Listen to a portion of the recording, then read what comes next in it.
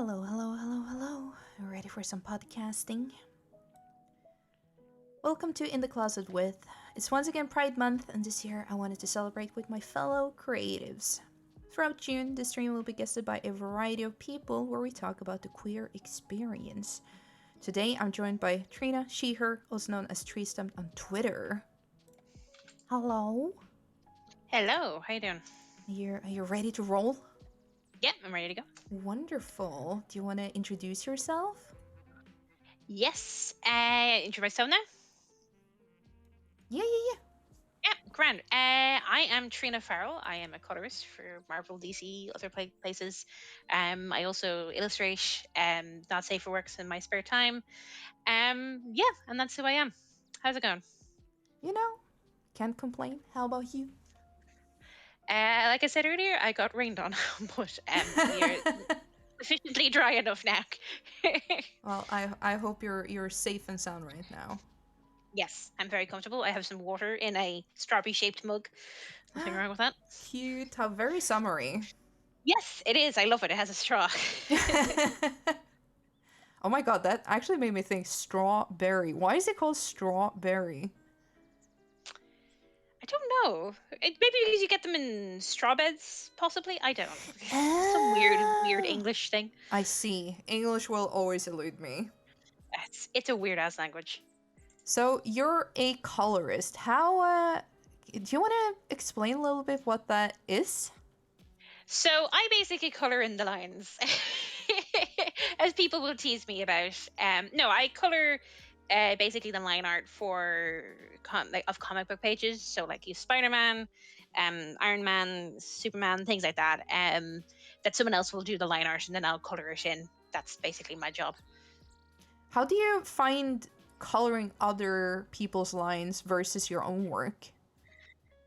This is always funny because I have such a detachment from it now that when I'm actually coloring my own work, I get really annoyed because I'm like, who the hell drew this?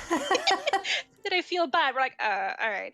But it's for the most part it's fine. Yeah, like it's uh there's like a certain amount of detachment where you sometimes will just get pages that has wonky art and you just need to you need to power through it because you can't really fix it, that's down to the line arts and things. But like, yeah, mostly grand. Like now this could be just the amount of detachment I've had because I've been doing this for like 5 years, so it's like a snap of the finger to me. It's so natural that I don't really think about it anymore. But um I will say there's a lot less creativity, I think, with it. Like I would call it, not that I would call it like a graphic design job, but there's a little bit less wiggle room.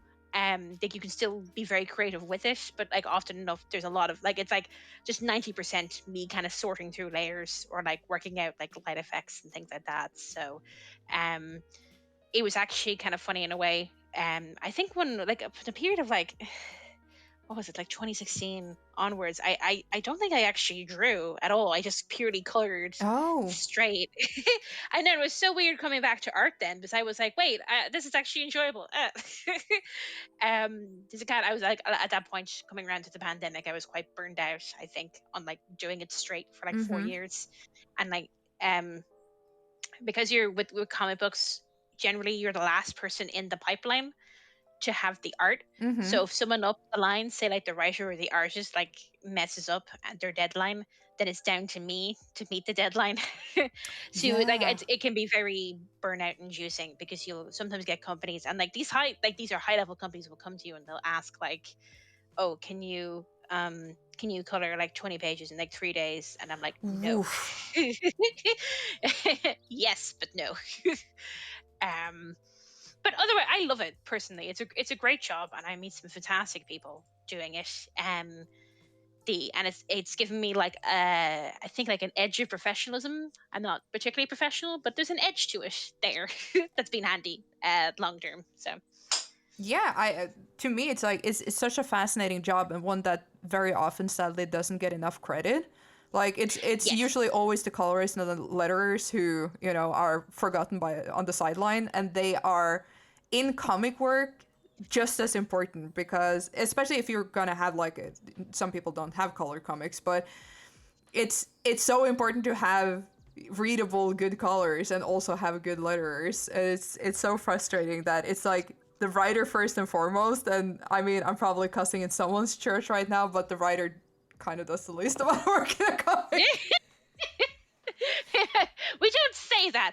I think writing is one of those things that kind of like it can be very deceptively difficult to be a writer, where people are like, "It's just writing like words on a page. What's difficult about it?" Kind of like it's actually very difficult to like bring something together in a consistent manner and Oh, have like for consistent sure. characters and things. But like Absolutely. definitely, my patience for late writers is far less than late artists. Which I understand when you're doing like 20 comic book pages a month, it can be very very difficult. But when my writer is late, I'm like, bro, what are you doing? Like, give it to me. I will write it. you know?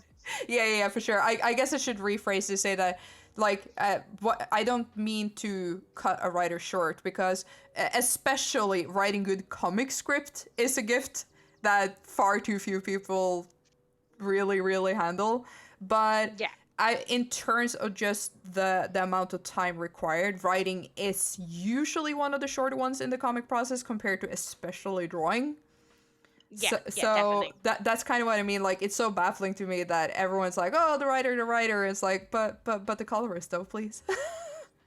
I think like it's one thing to kind of write down oh, and they move through a crowd scene, but then the artist has to come in and actually has to do like the 20 hours necessary to draw that crowd scene, The so cursed crowd scenes, man. the Oh, cursed crowd scene. when you see like, yeah, I want like 3 pages fully crowded convention scene, you're like, No, please. pay me more. No, go away.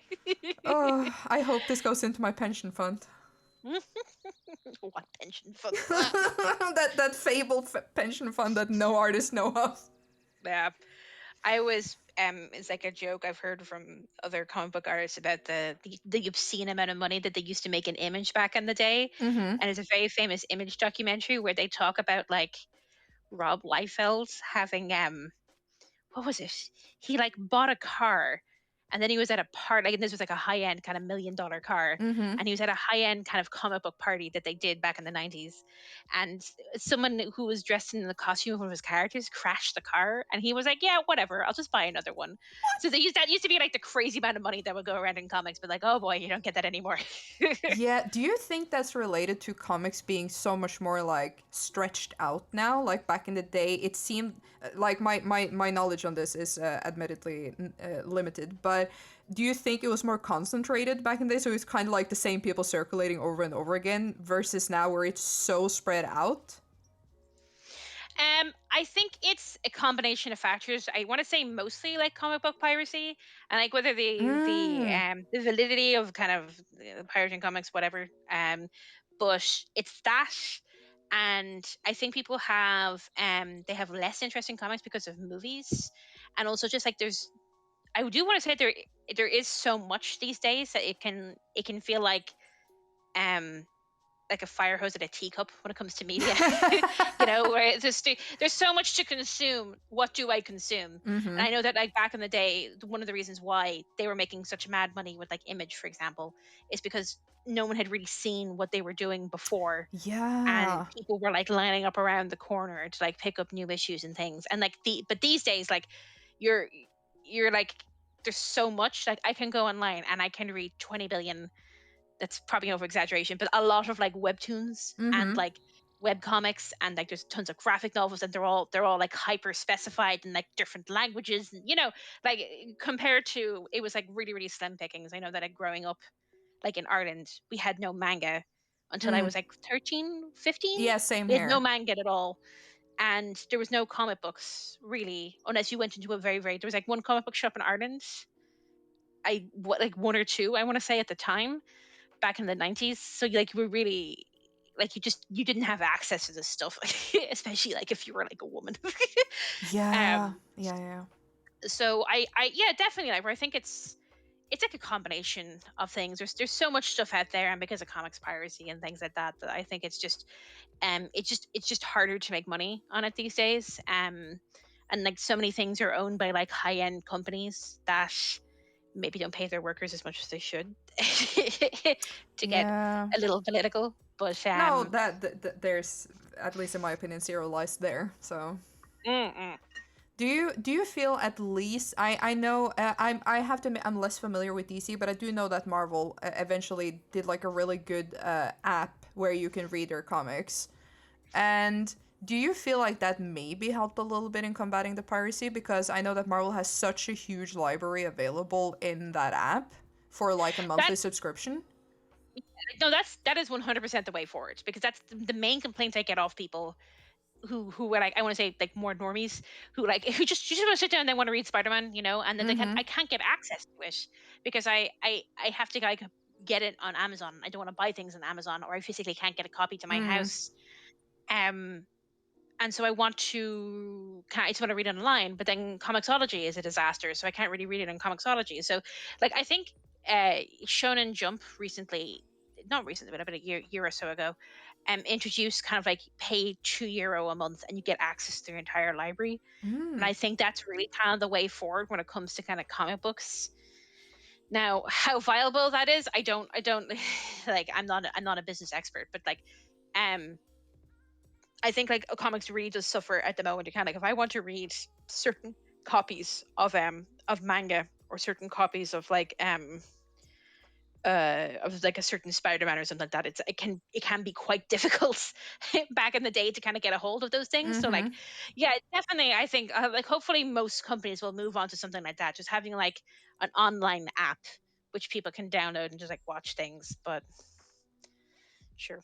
Yeah, yeah, yeah, yeah. I was just curious because it does make it so available, because not to like out myself of as a sailor of the seven seas in my teens, but I can say for sure that stuff like Spotify and Netflix and everything has just made like pirating movies and music for me is so alien. Like so incredibly alien to even like think about doing it, because it's so accessible with just a tiny subscription. No, exactly, yeah, and that's the problem that like I run into a lot. In Europe, I think, is kind of like when I can't get access to things. I have like there's some points where I literally have to pirate stuff because I'm like, I literally have no access to this Mm-hmm. otherwise.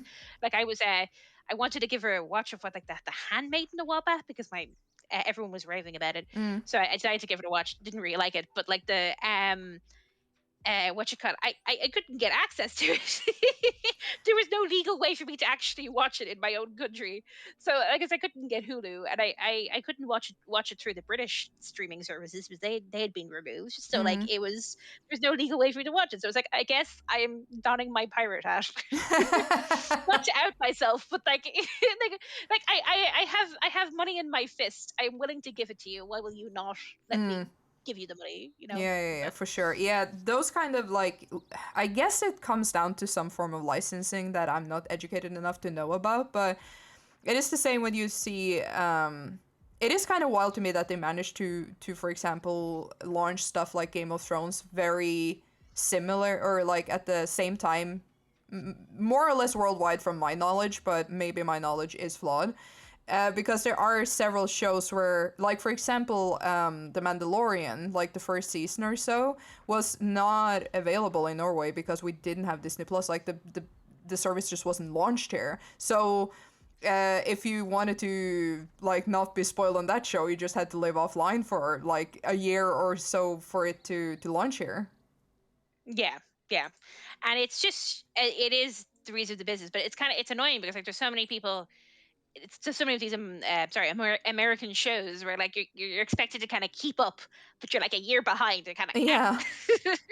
yes, I watched a good bit of like Game of Thrones. I think I illegally downloaded most of it because I was like, there was no other way for me to get access to this.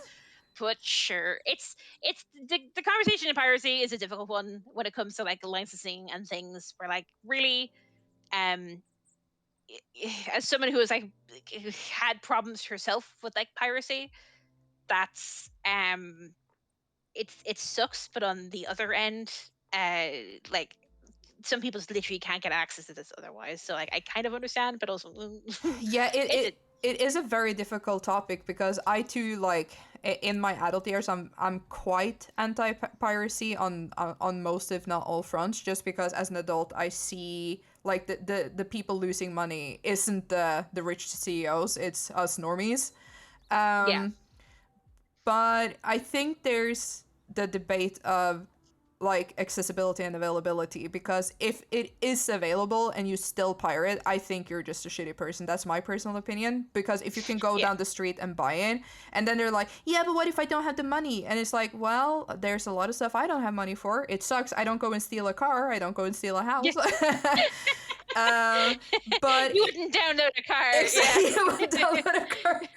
But uh, if it's like you say, where it strictly is not available, and I guess that's at least something that the VPN companies is really like bucking on today, is that the fact that through VPN you can get so much. yeah, that's actually something that I should like look into, because there's so many times where like I can't get access to this because of where I live. Mm-hmm. That's just kind of Ireland in general though, at the moment, because we're kind of screwed over double so with the pandemic and also Brexit. Oh So yeah.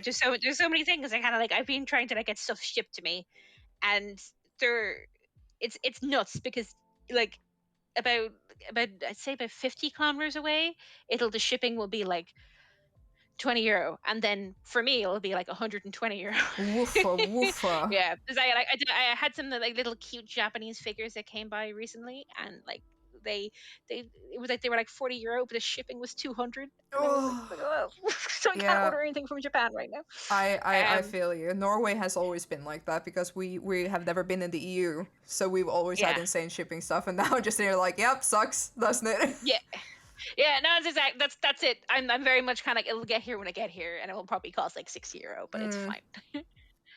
But yes, LGBT issues. Alrighty, let's dive in. First question: when did you know you were perfectly queer? Um, I low-key think it was always like, in the kind of the back of your mind, where like I like girls. I probably like girls as well as boys. Mm-hmm. I it's kind of funny that when I was younger, I think I was fairly convinced that I was a lesbian. Um because I was tended to be in kind of, I want to say, more female orientated spaces. Mm-hmm. And I remember like this thing like being at like a sleepover, and like um wanting to like kiss someone of my own gender. Um but then like falling asleep going like, I'm not gay, I'm not gay, I'm definitely not gay, I'm definitely, why would I be gay, I'm not gay. Is I think like there was a lot of stigmatism in my head, and with my own family and things, and it was just not accepted really back then, in like like even the early 2000s in Ireland. It was just kind of like, it's like I think it's talked about so much now, and people are so much more accepting. Like back then, I think I had in my head there was just like this wrong thing that I shouldn't be thinking. Mm-hmm. So I don't think I actually really came out until like I was about 18 or 19, Okay. when I like, or maybe, or even like in my 20s potentially. There were so many people who like pointed it out to me over the years. We're kind of like, yeah, you really like drawing boobs, like, I like that. That's the defining factor. yeah, yeah, or you really like drawing girls kissing or like whatever. But Mm-hmm. I'd be like, ah, ha, ha, I just really like the female form. It's just a female form is really nice. It's very aesthetically pleasing. And little baby gays telling themselves things. But yeah, so like I think it's kind of always there. Just like for me, there's like layers of stigmatism and shame that you need to kind of crawl your way up through to get there. mm-hmm. I've seen like this running thread having a lot of different guests here, that it seems like for a lot of people the common age of like coming to terms, or at least starting to realize more openly, is late teens, early 20s. Do you think like they're like, what's up with that? I think like when you're like 12 or 13, if you grow up in like a you're probably still very attached to your family, and if your family have some kind of weird ideas about it, then like you probably have some weird ideas about it as well. Mm. So like I know that like the way that I did start to kind of think about my sexuality was kind of like kissing girls when I was like 15 or 16. Because I was like at that time um hanging out what I want to say a very queer group of friends. And it was just something I was kind of exploring about myself, but like the at the yeah, like I think people, they don't really have the space to kind of explore it because they're so unsure about Mm-hmm. themselves, especially our very specific demographic of like being born. I assume you were born in the 90s, Yeah. and Or then actually, it kind of is. like growing up in the early 2000s and like literally growing up with like the the gay movement, like the LGBT movements. Mm-hmm. Like I feel that kind of like that there in the 90s there was like definitely a what is it, a like people were like they tolerated I don't know if it was the same where you are. They tolerated kind of like uh gay culture and kind of the gays in general Mm-hmm. and like LGBT issues and things, but there wasn't really like a general acceptance. And so like I have like very specific moments when like uh of like people telling me, like family members telling me that kind of like, oh, I used to have those feelings, about women when I was younger, and I was just, I just was really, really, I looked up to those girls. I didn't like them in that way, Mm-hmm. and I was like, okay, like it's being told these things, and I think people overestimate how like formulating that stuff is when you're like Mm-hmm. 12 or 13 and you're being told that kind of like, I mean. It's not that gay people are wrong, but it'd be bad if you were gay, Oh yeah, for So sure. like I definitely think so our in like terms of our generation coming out that it really was only safe for us to kind of in like the early 2000s and later 2000s and like the 2010s and things to like really come out, Yeah. because it was kind of like I don't even know how people did it back in like the 80s and 90s. I don't think my poor little fragile heart could have matched it, to be honest. I mean, there were a And lot of roommates, probably. yeah, it's like but yeah, I'm not surprised it's a common thread, to be honest. I think as well that kind of like you you kind of you get into like different spaces and you start kind of figuring yourself out. And like I know that going to college, for example, was massively formulating for me. Um, that just kind of being in that space and like just experiencing like new people and also like meeting kind of fellow gay people, Mm-hmm. and like fellow LGBT people, and you get to interact with them and you get to like start to like understand this is someone I could be as well. And there'd be nothing wrong with that, But it's like otherwise it's just like a fantasy in your head. Yeah, You yeah, don't really know yeah. how to deal with it, when you're just like around like basically heteronormativity all the time.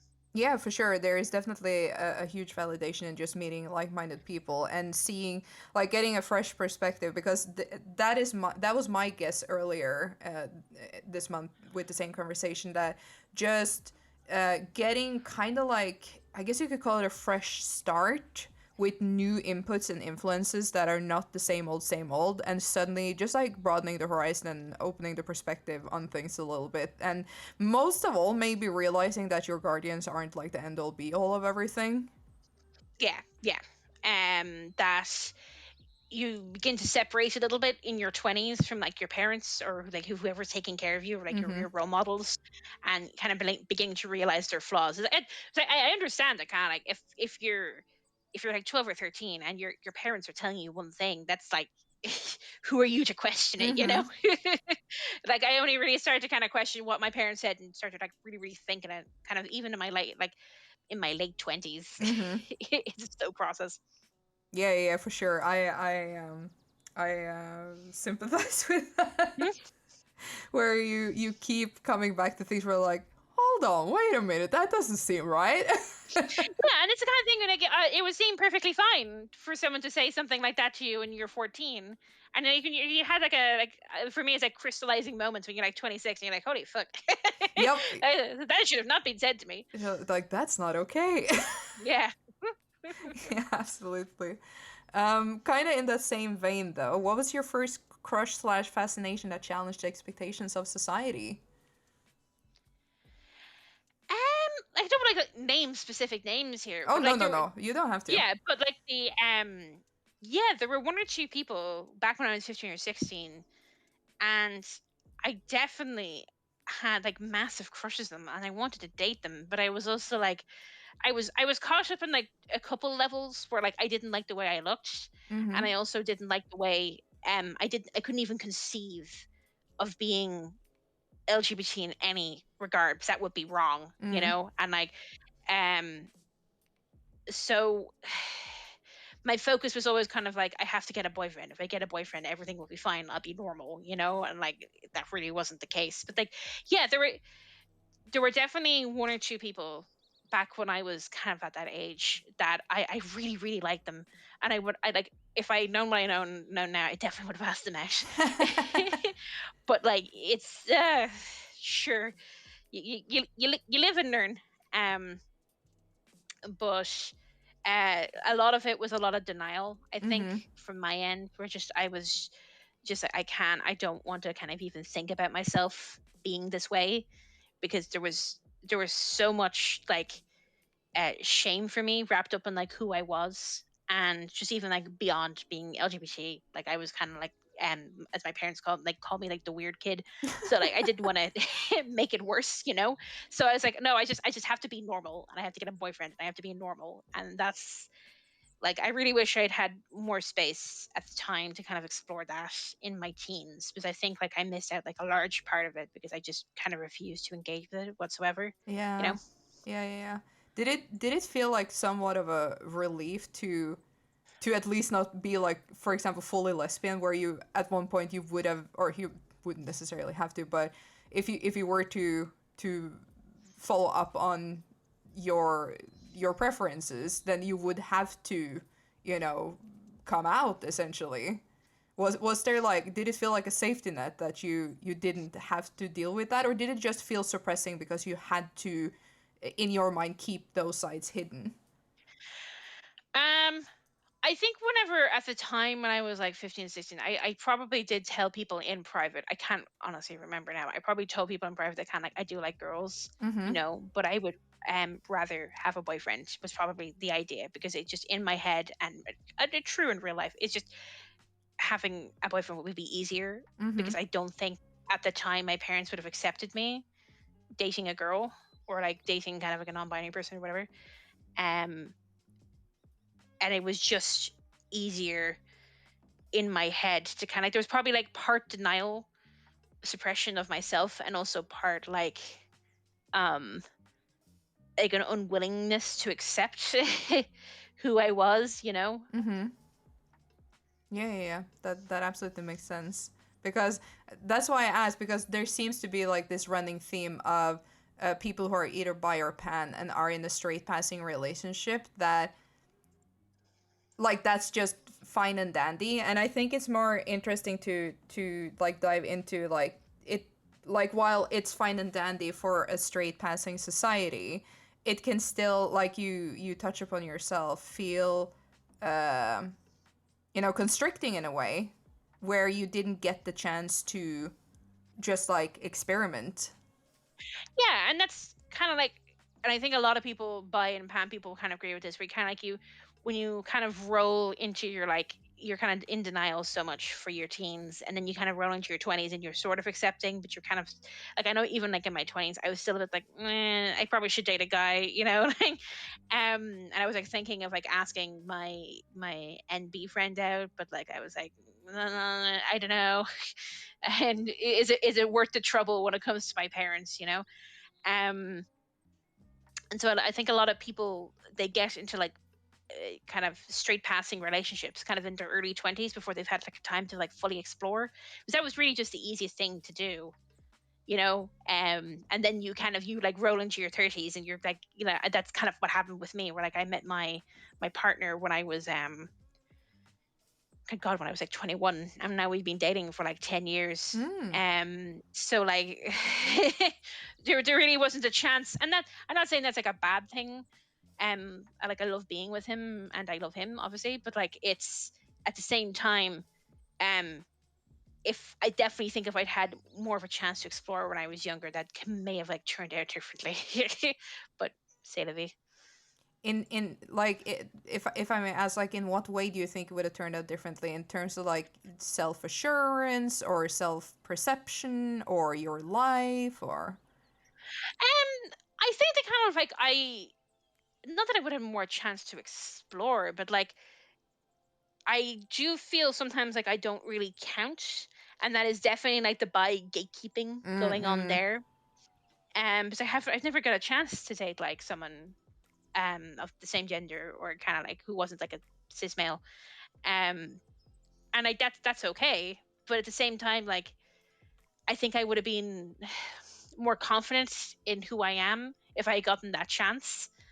And like I don't regret it, but at the same time, um, I just feel kind of fake when I say that I'm bisexual, and I definitely know I'm bisexual. But like for me as well, my sexuality definitely swings quite Yeah, a yeah. bit. Um, in the sense that like there definitely when in my teens, I was way more attracted to women, and then it kind of swung back over to I was more attracted to men when I was dating my partner, and then it kind of goes back and forward for Mm-hmm. me quite a bit. So like I know myself. I don't even know I call myself bisexual. Sometimes I say people kind of like omnisexual in a way, because I'm just kind of down the clown. But the um yeah, I don't know. It's really really hard to figure what my life would have been like. I would imagine there would have been a lot more heartbreak with my parents and a lot more Okay. arguing. Part of me is kind of glad I sort of escaped that, but another part of me is kind of like, well, maybe it would have been really really good for my family um to have that experience, because I think there was a lot of misconceptions about who I was and how Mm. I was doing and things like that. And like the way there's a small little gap I needed to fit into, and I didn't necessarily fit into that gap. And think probably would have been a lot. I probably would have had like I don't know. Probably would have been like a more interesting relationship with my parents. Maybe a bit more tense. I don't think in a way that my family would have like rejected me. I just I always fear that conversation Mm. where you're not you have this ideal you need to reach, and you're not reaching that, Yeah, so you yeah. have to kind of argue with them, this is what I actually want. And there was actually a lot of argument about like even getting into comics, or like getting into Mm. illustration, or whatever. And like I think it was just another thing that I wasn't really willing to debate. Like I think I've only actually mentioned to my parents once that I was bi, and I don't think I'm really out to them. I think they probably think I'm straight, quite honestly. So But this is the thing that's so interesting to me. Like you say that you feel like you're a fake, and to me that's always been like such a frustrating perception, because you have straight people who maybe they even go their entire life without having a relationship, but you never question their straightness. You're never like, how do you know yeah, you're straight? And it's like you just know. Like you just know. When you know, you know. Like when you come to yeah, terms with it, it makes perfect sense for you. So you being in a straight passing relationship but being bi and or pan, it's like that's a-okay. Like you don't have to prove that to anyone. And yeah, I really wish society didn't challenge us. Like it's the same if you are fully gay as well. Like, oh, how do you know? Like, how do you know that you like your opposite gendered partner? You just know. yeah. It's there's no question about it. There's just you just instinctively know. Yeah. And I think that even when I was like 10 or 11, I think I probably instinctively knew that kind of like you are viewing the people of the more female persuasion in a certain way. Like it's this is not like how you're meant to be looking at your friends. I know I was distinctly aware of that when I was like 10 or 11. This is like I don't know. Are they my friends? I don't know. um the but no, I definitely agree. And it can be kind of like I know part of that is really like it's wrapped up in like in your head, where like I definitely know I'm attracted to women 100%. There's no doubt about it. Like you can like look at me in the way that like, even like looking back historically Mm-hmm. on like who I was as a child, and like who I was as a teen, like, oh, 100% I liked women. And I still like women. But like I guess it's like there's a there's an idea with being LGBT that there's like a performance part of it, where like being straight is the accepted norm. So if you want to be anything outside of that, you really have to perform it. So you have to be out there, and you have to be like fully like decked out head to toe in like the LGBT flag, and like the you really have to be, out and proud, and you have to be like dating people who like are of the same gender or whatever gender, like Yeah, yeah, there's, yeah. because otherwise people will be like, well, are you really gay, or are you really this, or you really that, and I think especially for people of the like the more I want to say like femme persuasion, kind of women especially, that I think it's like a lot of people just kind of say, oh, like everyone likes girls when they're younger. I've had family members say this to me, where they say they kind of like, oh, I liked girls, but then it was just a passing fad uh, back in like when I was in my teens, and I was like,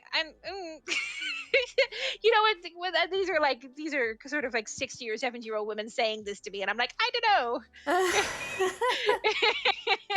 Like it's okay if you like them, and that's perfectly fine, and you can have that experience in your teens and go and then marry someone at like 25, like a man at 25, and mm-hmm. then go your entire kind of adult life never really thinking about it again, and but it doesn't invalidate what you felt back then. Yeah, and and um and that's so true that you mentioned that, because for a lot of people, like finding out who they are is also like a longer journey of like mm, experimentation and like wailing around in the ballpark until they find out where they fit. And a yeah, lot of people are very like, they tend to get very bogged down with where you initially started. So like, let's say you start dating both men and women, and then you end up with a woman as a woman, and they're like, but I weren't you this and that, why are you this now? It's like, why does it fucking matter, dude? Just like, yeah, let me no, be happy. exactly. Like sexuality and gender and everything, it is I really hate when people kind of get trapped into like a box, and they're kind of like, I don't, and they get a not like get understandably upset when like they feel something different, and it's kind of like, I think as well that you need to remember that it's not um what is it, it's not set when you're like a teen, Mm, like I know from experience myself that like my sexuality and like even like my gender has kind of swayed over the years, and I may feel completely different in a decade, I don't mm-hmm. know. um or I may feel the same, and that's okay as well, and it's not even like that you're what you call it, that you're changing, or you're just realizing something you didn't, you were too stupid to like realize it, that you were trans or whatever in your 30s. It's just a kind of like you explore more parts of yourself, Mm-hmm. and sometimes there are things you just literally just don't think about. And sometimes I think as well that like it just attractions change, your tastes change, sometimes your the way that you engage with your sexuality changes, like it's all good. Yeah, absolutely, I 100% agree. What's the most positive impact being queer has had on you? I definitely think it really, really helped me um question things about myself and about like the society that I was in. And there's some like a lot of like crystallizing moments when I was like um younger, because I grew up in like a very uh not restrictive per se, but there was, kind of an upper middle class household, and there was like a certain way to be, and there was like a certain way to look, and I didn't exactly fit those ideals. So like being LGBT, and especially coming into my 20s, and like engaging with those communities, and I feel like those communities, especially probably just because of who they are, like they really, really engage with like understanding society from like a bottom up view.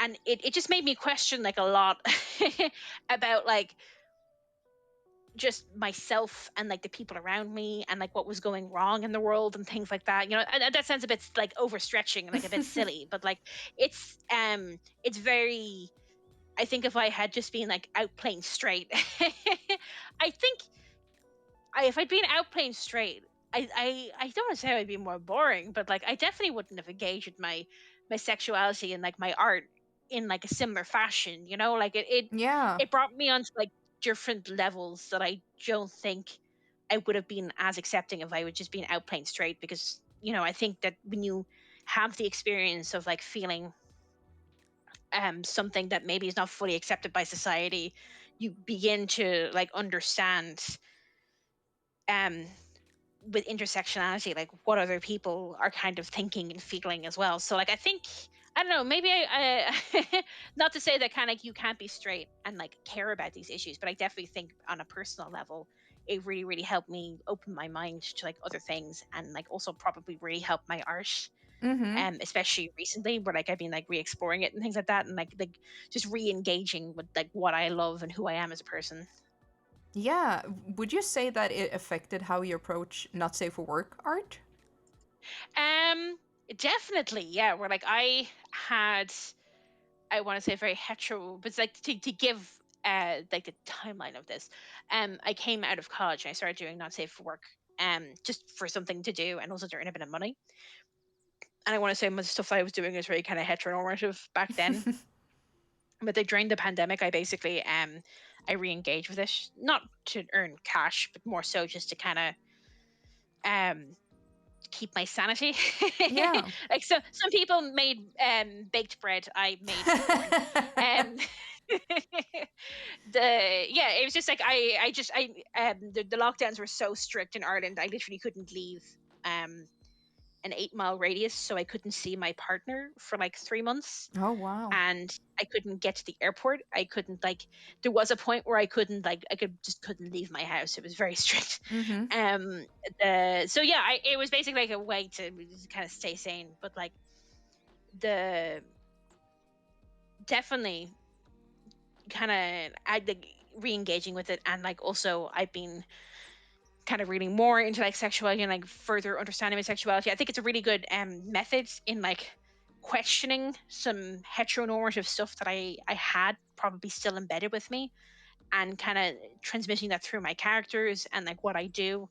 It's been very good in that regard. But kind of like there's a lot of things that kind of like I think you you don't want to draw, because you're like there's like a certain amount of shame with like not safe work, kind of like that's not the way a man should be acting, or I don't know, that's not the way a woman should be acting, I don't Mm. know, that's the way a person should be acting. But like if you can not force yourself but kind of like explore it in like different ways, it can actually, for me anyway, it's been very very good at exploring my own sexuality. I almost need like a blanket.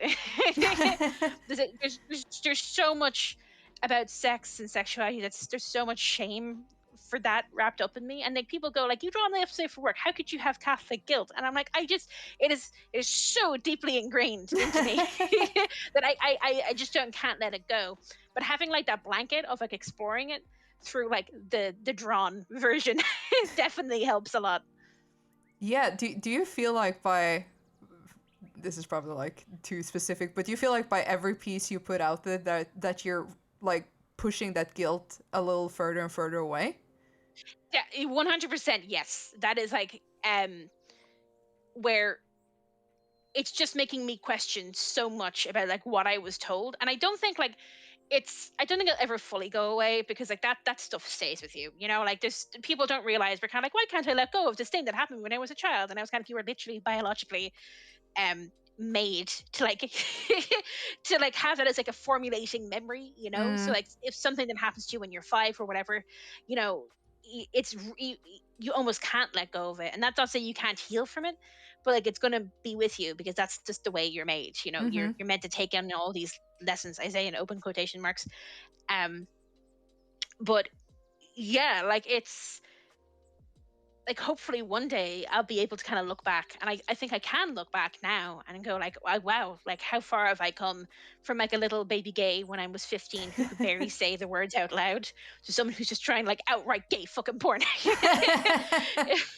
um yeah, so like I think it's a slow process, and you can't really push people to do it too fast, and everyone has their own way of like dealing with it. Like, like I said, I made porn to deal with it. Some people like they get into the communities and they just meet more LGBT people. Other people do it in different ways, whatever way your approach is to it. Like honestly, like live your best life when it comes to that. Yeah, yeah, absolutely. And it's interesting that you mentioned the pandemic, because that's been like another thing that I've noticed in general is that when we were forced to not only slow down to a halt, but also we were so secluded. Like a lot of us got a lot of quality time in quotation marks with ourselves, and it seemed to have like brought a lot of realizations to people in a more safe environment, that like, I think maybe I'm this or that, because suddenly you got the actual time and space to reflect upon it a little bit in a very like calm, hopefully, environment. Oh yeah, like 100%. There's so many people I know who came out as like trans or non-binary or came out as gay Mm-hmm. just during the pandemic. So you're kind of sitting there with yourself, and I think as well that like you when you're in like certain social groups, or when you're in like certain if you're like away from like family for like long extended periods of time, it's like, you're not engaging with like that usual societal pressure of Mm-hmm. like, I have to be one way or I have to be the other way. And when you're kind of just sitting with yourself and you're like, oh my god, I'm X or I'm Y. So there's so many people. Yeah, no, I know some people who have come out in like all different regards, just because they were like home for like 3 months and they realized, oh god, I'm actually a woman. Like Yeah, stuff yeah. like that. Yeah, it's just an interesting thing that I've seen, and you talking about like using that time to explore within like not safe for work is it resonates with that same kind of beat.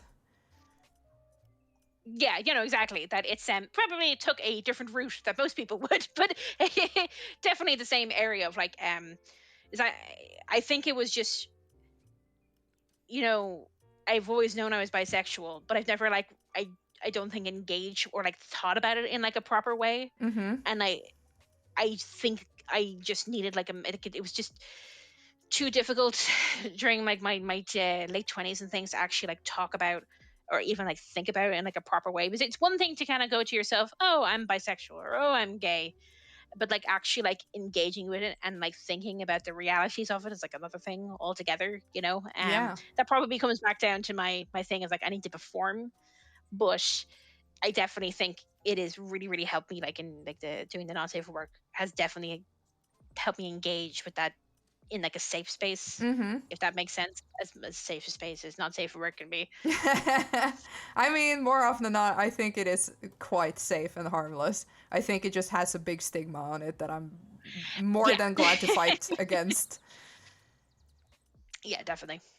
Um, in terms of like performing or like feeling that like pressure to perform, do you feel like like doing not safe work has also eased up on that a little bit because now you can express yourself through your art? Definitely, yeah. Like when I first started doing it, I was like, oh, I better just like I'll post like a nipple, and that'll be the end of it. And it is gone now. I don't care. Like people are like, if you look at my page, you're like, that's what she's into. Mm-hmm. But the um, yeah, like it has definitely been uh, like a way to kind of experience it safely.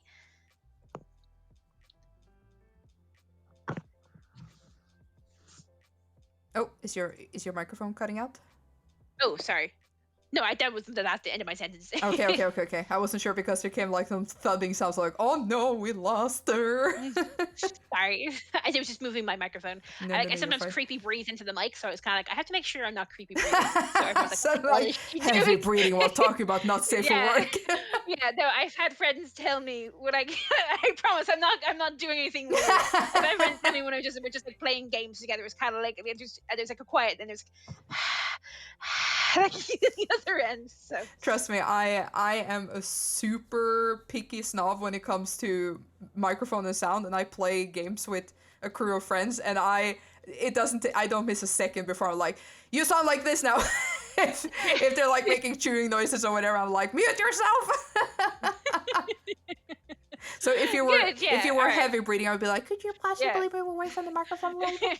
I don't know. Maybe you would have been too polite to say Oh no, anything. I'm a Norwegian. We are very blunt. Yeah, fair, We are fair. very direct. That's good. I wish Irish people were more. Everything is kind of like passive aggressive dancing around the issue when it comes to Irish people. It's like we just don't say no to things. We just go like, maybe, no, maybe not really. Um, but yeah, Yeah, well, the at least you don't get perceived as really scary just because you're honest and like you don't beat around the bush. yeah, yeah. I suppose there's another thing of like, The problem is you get taken advantage of all the time because you have no idea how to say no. Oh And especially when yeah. like you're like I think with like continental Europeans and they're like especially like Germans and things, and you go like, well, I don't know if I can make it that day. And like in Irish terms, that would be like, she's not interested.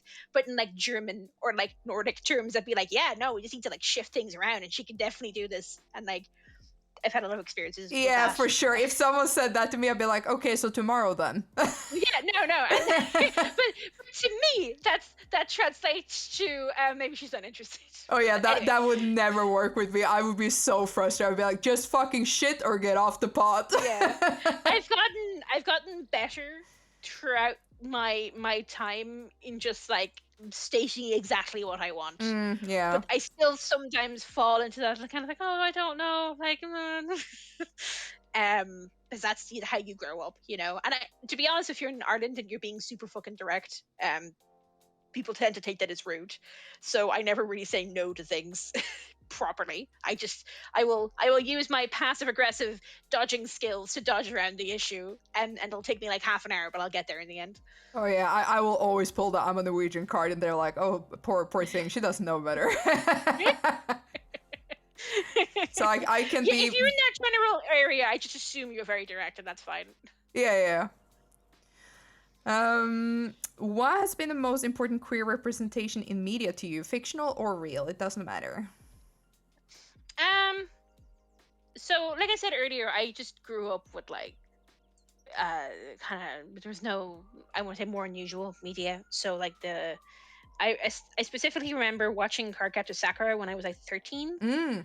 when they were showing it on like I think Nickelodeon, if I recall. Oh. And yeah, back in the day, and like being really really confused with the way they like phrased certain things about gay characters, when they'd be like, oh, they're just friends, and I'm like, are And then they they? were roommates.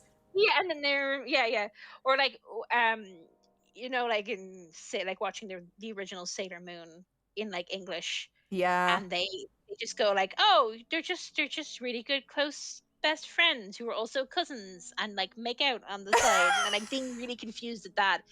I'd probably say like Sailor Moon was probably a good representation for me. I didn't really have anything growing up per se. Like I don't think manga was really introduced into Ireland like in like a more mainstream sense that you could get it online, or you could get it like in very specific hyper specific shops. Mm-hmm. Um so there was really no kind of gay media, and maybe I was missing it, but I definitely not for kids anyway. So like coming into like my 20s and things, like definitely kind of anime and manga. And I think a lot of baby gays will say this. Yeah. Like anime and manga is like a really, really good introduction to like even just like the concept of liking the same gender. Um like more recently, I guess, things like Steven Universe and like Shira, but like there's so much I wish I'd had when I was younger and just Mm. didn't have it like at all. Um the I think like really Japanese stuff was the only thing I really saw that engaged with it or like even mentioned it in any way. Like, everything was so restrictive, and I suppose it still is back then. You just couldn't even mention the concept of being gay. Yeah. But that is very true though when it comes to manga and anime, because I'm of course generalizing, because I know we especially in Europe get exposed to a lot of American media. And growing up there was like of course like a lot of DC and Marvel, where everything is like very back then, at least I have zero clue today, but back then it was very like men were men and women were women in like a Yeah. very outdated old view. And I think, at least in my experience through manga, I was also introduced to the fact that there were nuances, like you could have soft men and hardcore women, and Yeah. not every man was Superman, and every woman was like a ditzy, dumb blonde. Not to be like mean, but that is like a stereotypical portrayal. So yeah, I super connect with your mention of manga and anime, and just being introduced to not even necessarily just sexuality, but in terms of just seeing genders portrayed more diversely, which is funny to say because Japan has its fair share of problem with representation. Yeah, yeah, which is always wild to me. But I guess the laws are just far more lax. There were so many things I saw, like especially in children's show. Like I was a that I was like, this would never, Yeah. like be shown in like it was like back in the day. My experience with media was like it was either American media or if it was English media. Mm-hmm. You didn't really get Irish media per se. You would get some things that were translated into Gaeilge, like our local language, Mm-hmm. Irish, that you could watch in TG Cahir. Um, but it was all like it was like Avatar in Irish. Oh, that's so uh, funny though. yeah, it is. Yeah, yeah. They had like three voice actors in that poor studio. Like Oh my the goodness. um yeah, but like everything is done through like the lens of like American and English media, and like I definitely think that being gay is more of a joke in like American and English media. Yeah. It's like the punchline to things where like like the pure example of say like Scar from like the Lion King, where he's kind of displayed as sort of effeminate in certain, and that's the joke. The joke is that he's gay, or he's like he's not like the what people assume like a man to be, or like a heroic man or Uh-huh. whatever. The Yeah, but I don't know, just it just even like you're right, where like just being given that the idea of like a woman who doesn't necessarily conform to like certain gender roles is like kind of probably blew my mind a little bit Yeah. when I was younger. Like to be like, oh, like a woman can look like this, or a woman can look like that. And like it's because I know that like back in the day, if you like were doing animation, say like the Disney princesses or whatever, like that'd be my really only introduction to animation back in the day. Mm-hmm. And like they all look up like a very, very specific way. Yeah, yeah, yeah. you know? And like these days there's so many different ways in which kind of women and like men and like whatever like are being interpreted, and in terms of like body types and like skin color and things like that. So like it's and like even sexuality. So yeah, like oh god, I wish I had had more representation. It probably would have sped up things a little bit when I was younger. It's like I wasn't. I know a lot of my friends were, but I wasn't terribly into like the. I really liked. I'm using very old terms here, like the yaoi side of things. I guess Oh I yeah. was more interested in like girls liking girls. Mm-hmm. I wonder why. When I was much younger, but like to get that kind of thing, um, God, you'd have to like sell your kidney to get that kind of thing, like either through the internet or like in like a bookshop or whatever. I don't even know how I would have seen the things I saw when I was like 15, voodoo or something. But it actually like blew my mind a little bit, you mentioning Scar, because I've always said that the reason why people often latch onto villains is because villain have very clear ideologies because they make them very fucking clear for the plot. So it's Yeah. easier for the viewer to resonate and follow along with what a villain wants to achieve than some bland ass 13-year-old boy or whatever in like the million shows out there who has that pro tag. Yeah. But you mentioning Scar being like, not a typical man to man, it just like it occurred to me that like, all the villains are also incredibly fucking queer. Like Maleficent from Sleeping Beauty, Ursula from Little Mermaid, etc. They're all very queer coded. And I was like, Mm. man, we don't only like the villains because their goals are clear, but they're also fucking gay.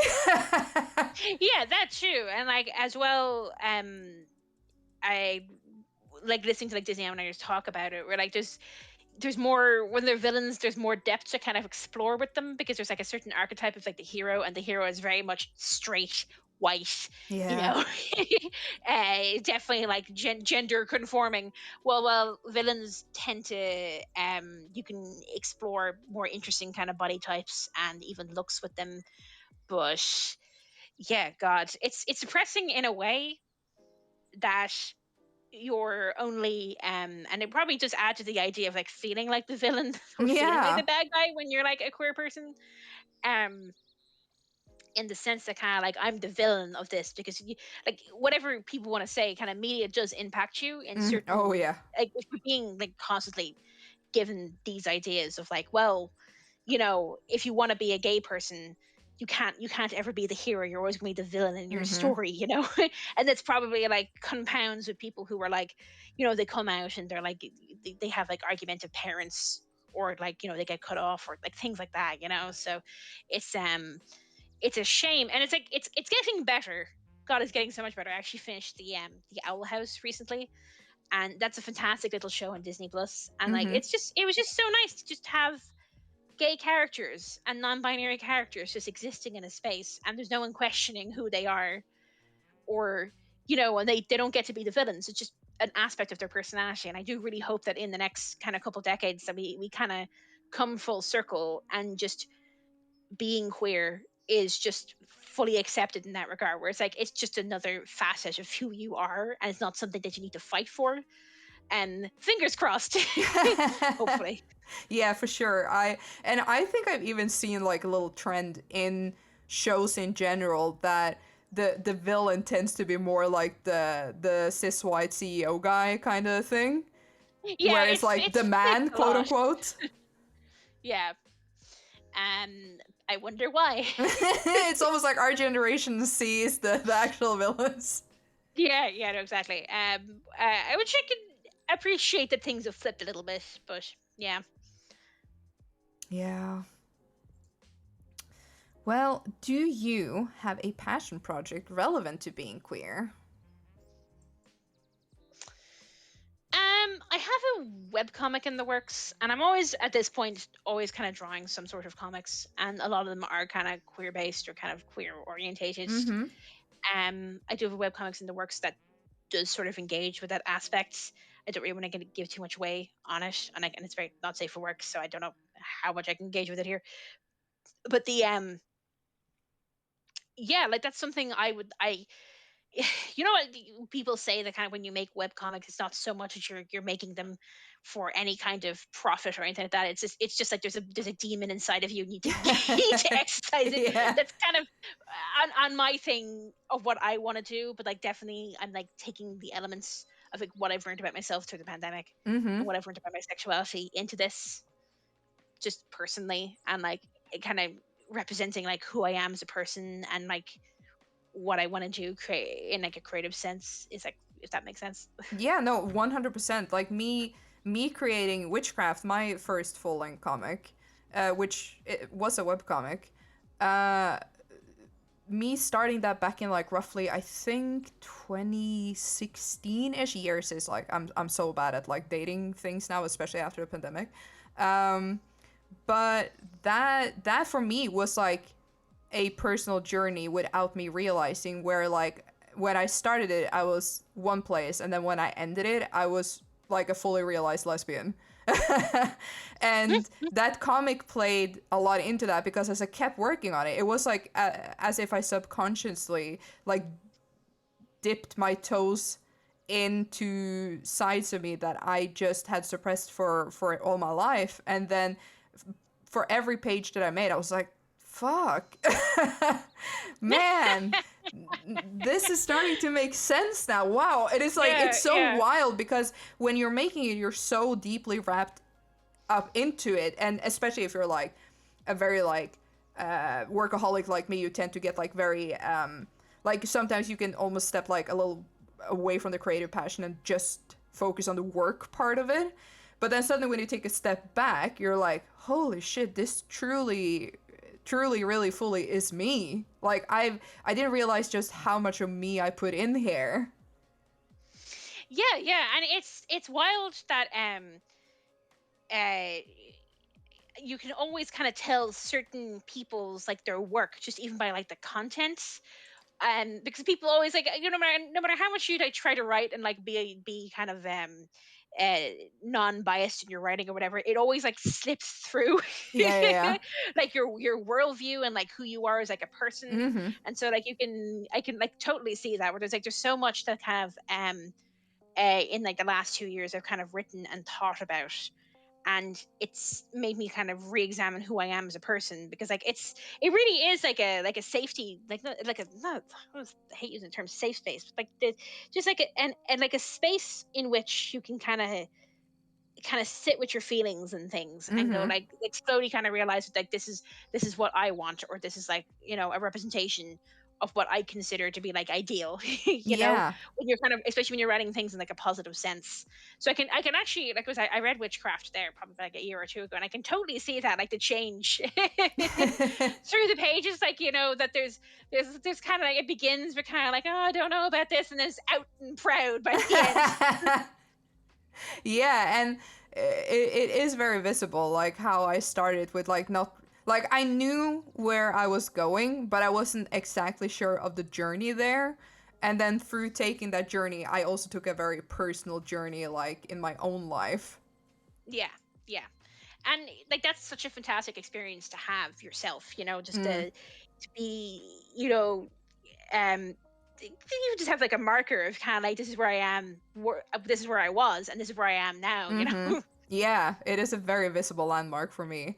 I Yeah. wanted to ask with your webcomic. I know you don't like necessarily want to give anything away, but I wanted to ask: is it about the characters that you draw a lot on your side account? Yes, I do. Ah, And I'm. that's what I've had those characters since I was like 15, Mm-hmm. and they have like changed and kind of grown with me. And so they're like a very important part of me. And like I said, it's like this visceral demon that's inside of me, because I started writing their story like when I was, and it became very queer coded and rapidly throughout the pandemic.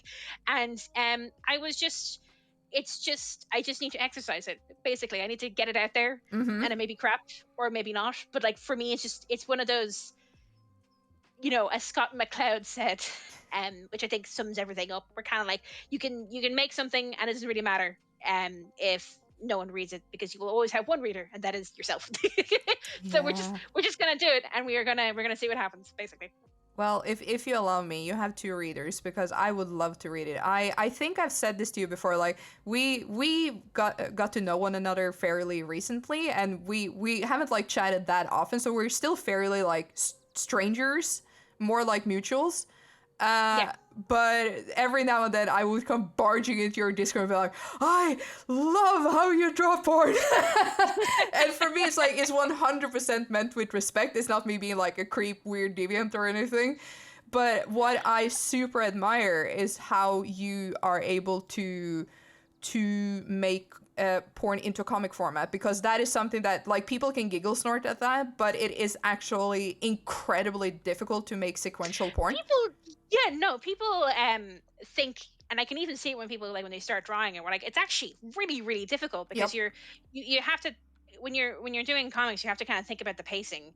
And when you're doing like a normal kind of like Mm-hmm. whatever comic about two people like talking in a room, or like action thing happening, there tends to be like a like an understandable pacing. But when it comes to like drawing not safe for work stuff, I think it's really difficult, because everything is kind of happening at once. Yeah. Yeah. And I know it's gonna sound wild, but like there's a lot of like dojins I kind of read, and like artists that I follow, and I'm always like really really impressed by the way they like mash everything together. Like it's it's Mm, it's beautifully done. And like it's problematic in their own way, but it's beautifully done. Like the way they actually kind of get the pacing done and things like that. yeah. So like Yeah. um 100%. like when I first started doing it, I was like, I don't know what I'm doing. And like it's just slowly um kind of getting the sense like what I want to do. And there's been like so many experiments I've been doing recently, and like this is how I want to do comics, this is the format that I want to do them. It's like I was kind of messing around with like the idea of kind of doing webtoons, like webtoon format, that this really just did not work for me. And I think I don't think it really works. Well, I'm sure people have made it work, but like for me, I just couldn't get it to work with like not safe for work, because there's like a Yeah. certain pacing like webtoons, um, where I think when it comes to porn probably works a little bit better, kind of reading left to right or right to left or whatever. Mm-hmm. Yeah, yeah, yeah. It's funny that you say that everything is happening kind of all at once, because it made me have the thought that porn comics is weirdly similar to D&D combat, where like one round is like 6 seconds or something, but when you play it out, one round can take like 15 minutes depending on like, the crew.